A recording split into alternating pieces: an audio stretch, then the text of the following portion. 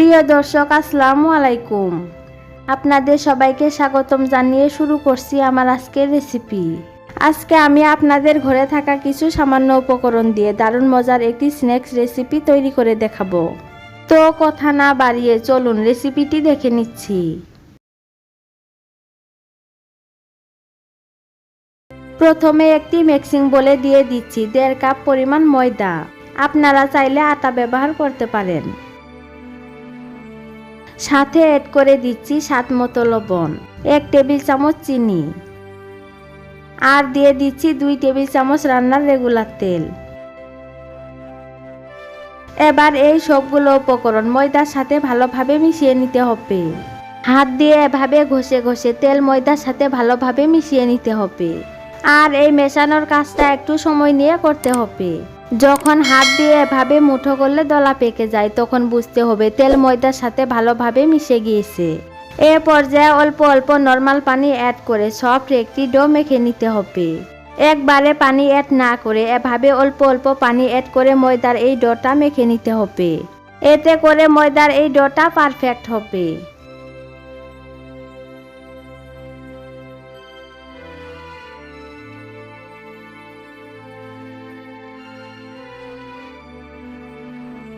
দেখতেই পাচ্ছেন ময়দার এই ডোটা আমার মাখানো হয়েছে। এবার ডোটাকে গোল বলের মতো করে নিতে হবে। এখন এর ওপরে সামান্য পরিমাণ তেল মেখে নিচ্ছি। এতে করে ময়দার এই ডোটা ড্রাই হবে না, সফট থাকবে। এখন একটি ঢাকনা দিয়ে ঢেকে 20 মিনিটের জন্য রেস্টে রেখে দেব। আর এদিকে চুলায় একটি প্যান বসিয়ে দিয়ে দিচ্ছি 2 টেবিল চামচ সরিষার তেল। আপনারা চাইলে সয়াবিন তেল দিতে পারেন। এবার তেলগুলো হালকা গরম হলে দিয়ে দিচ্ছি হাফ টি স্পুন আস্ত জিরা। আমি জিরাগুলোকে কয়েক সেকেন্ডের মতো ভেজে নেব। এতে জিরাগুলো থেকে সুন্দর একটা ফ্লেভার আসবে। এখন এর মধ্যে দিয়ে দিচ্ছি বড় সাইজের 2টি পেঁয়াজ কুচি। এখন পেঁয়াজগুলোকে নেড়ে চেড়ে কিছুক্ষণ ভেজে নিতে হবে। আমি পেঁয়াজগুলোকে লাল করে ভেজে নেব না, জাস্ট পেঁয়াজগুলোকে একটু নরম হওয়া পর্যন্ত ভেজে নিলেই হবে। দেখতেই পাচ্ছেন পেঁয়াজগুলো নরম হয়ে এসেছে। এবার এর মধ্যে দিয়ে দিচ্ছি 3টি কাঁচামরিচ কুচি। আর ঝালের পরিমাণটা আপনারা আপনাদের পছন্দ মতো কমিয়ে বা বাড়িয়েও দিতে পারেন। এবার মরিচ কুচিগুলোকে পেঁয়াজের সাথে কিছুক্ষণ ভেজে নিতে হবে। এখন এর মধ্যে দিয়ে দিচ্ছি সামান্য পরিমাণ পানি। এ পর্যায়ে আমি কিছু গুঁড়া মশলা অ্যাড করব। দিয়ে দিচ্ছি 1/4 টিস্পুন হলুদ গুঁড়া, হাফ টি স্পুন লাল মরিচের গুঁড়া, হাফ টি স্পুন ধনিয়া গুঁড়া, হাফ টি স্পুন ভাজা জিরার গুঁড়া, 1 টিস্পুন চাট মশলা। সব শেষে দিয়ে দিচ্ছি স্বাদ মতো লবণ। এ পর্যায়ে চুলার আঁচ মিডিয়ামে রেখে মশলাগুলোকে ভালোভাবে কষিয়ে নিতে হবে। আমি মশলাগুলোকে প্রায় 2 মিনিটের মতো কষিয়ে নিয়েছি। এখন এর মধ্যে দিয়ে দিচ্ছি মিডিয়াম সাইজের 2টি ম্যাশ করা আলু। আর আলুগুলোকে আমি ভালোভাবে বয়েল করে ম্যাশ করে নিয়েছি। এখন মশলার সাথে আলুগুলোকে ভালোভাবে মিশিয়ে নিতে হবে। এভাবে নেড়ে চেড়ে আলুগুলোকে 2 মিনিটের মতো রান্না করে নিতে হবে। দেখুন আমি আলুর পুরগুলোকে 2 মিনিটের মতো রান্না করে নিয়েছি। নাস্তা তৈরি করার জন্য আলুর পুরগুলো আমার একদম রেডি। এখন আলুর পুরগুলোকে একটি বাটিতে উঠিয়ে ঠান্ডা করে নেব। ফিরে আসলাম 20 মিনিট পর। দেখতেই পাচ্ছেন রেস্টে রাখার ফলে ময়দার এই ডোটা অনেক সফট হয়েছে। এবার ডোটাকে কিছুক্ষণ ভালোভাবে মথে নিতে হবে।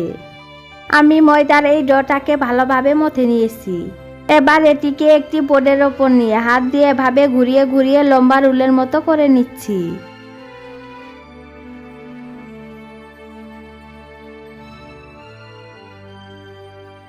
এবার একটি নাইফের সাহায্যে সমানভাবে লেচিগুলো কেটে নিতে হবে।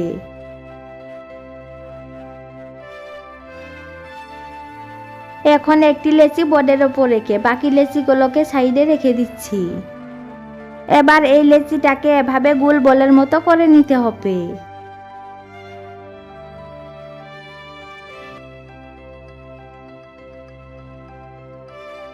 দেখুন আমি লেচিটাকে গোল বলের মতো করে নিয়েছি। এখন লেচিটাকে হাত দিয়ে এভাবে প্রেস করে সামান্য চ্যাপ্টা করে নিতে হবে এবং লেচির ওপরে সামান্য পরিমাণ ময়দা ছিটিয়ে মিডিয়াম পুরুত্বের একটি রুটি বেলে নিতে হবে।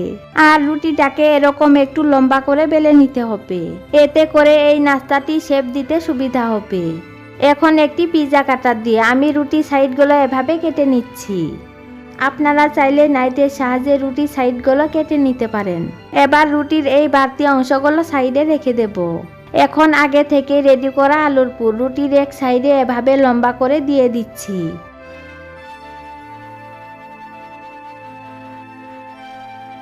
আমি আলুর পুরগুলোকে হাত দিয়ে এভাবে সমান করে নিচ্ছি।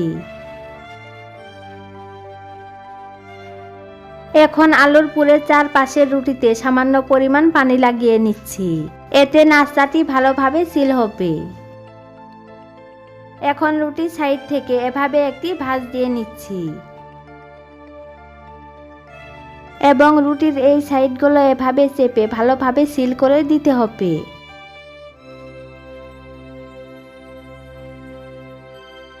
আমি আঙুলের সাহায্যে চেপে রুটির এই সাইডটাকে ভালোভাবে সিল করে দিয়েছি। এবার একটি পিৎজা কাটার দিয়ে রুটির এই বাকি অংশটুকু এভাবে লম্বা করে কেটে নিতে হবে।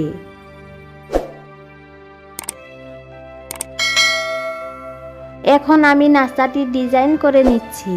আপনাদের দেখে বুঝে নিতে হবে আমি কিভাবে নাস্তাটির ডিজাইন করে নিচ্ছি।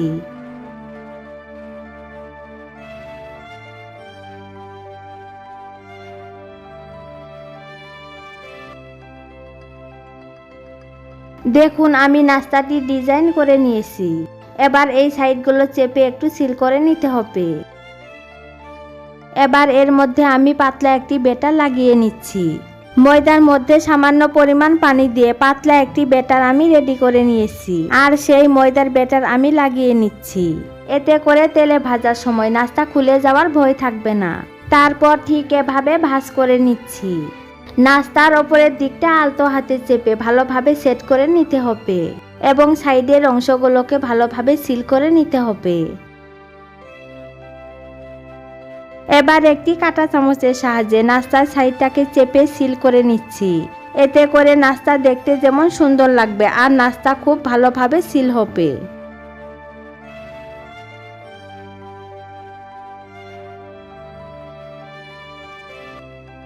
এই তো আমি একটি নাস্তার শেপ রেডি করে নিলাম। এখন নাস্তার শেপটিকে একটি প্লেটে রেখে দিচ্ছি আর একইভাবে আমি সব নাস্তাগুলোকে রেডি করে নিয়েছি। আর এদিকে চুলায় একটি প্যান বসিয়ে পর্যাপ্ত পরিমাণে সয়াবিন তেল গরম হতে দিয়েছি। এখন একে একে নাস্তাগুলোকে গরম তেলে দিয়ে দিচ্ছি।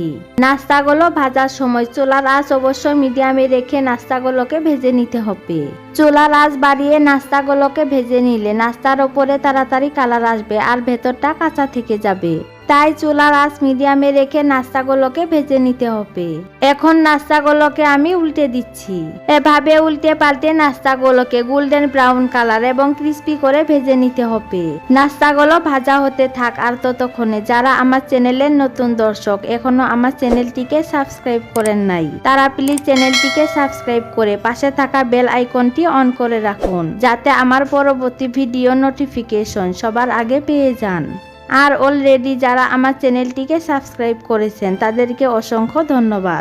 আমার এই রেসিপিটি যদি আপনাদের ভালো লেগে থাকে তাহলে ভিডিওতে একটি লাইক দিয়ে ফ্রেন্ডস এন্ড ফ্যামিলির সাথে বেশি বেশি শেয়ার করুন। দেখতেই পাচ্ছেন নাস্তাগুলোতে গোল্ডেন কালার এসেছে।